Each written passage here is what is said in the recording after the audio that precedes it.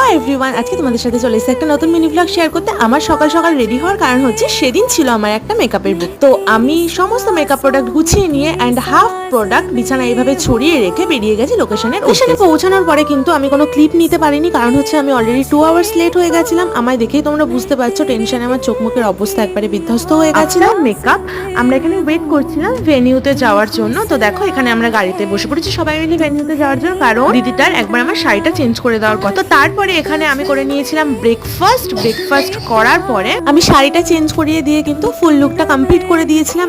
এটা কিন্তু ছিল ফুল লুক, তোমরা কিন্তু জানিও কেমন লাগলো লুক। কাজটা কমপ্লিট করে কিন্তু ঝটপট চলে গিয়েছিলাম বাড়ি। আর বাড়ি যাওয়ার মাঝে অনেক কাজ ছিল, সেগুলো কোনো ক্লিপ নিতে পারিনি কারণ আমার ফোনটা গেছিল বন্ধ। তারপরে বাড়ি ফেরার পরে বিকেল বেলা এখানে আমরা সবাই মিলে বেরিয়ে পড়েছিলাম। এই দিনটাই ছিল আমার স্পেশাল মানুষটার জন্য। আমরা এখানে আমাদের বাড়ির কাছে একটা ধাবাতে গিয়েছিলাম, ওখানে সমস্ত গিফট দেওয়ার পর্ব চলছিল, তো সেগুলো শেষ হওয়া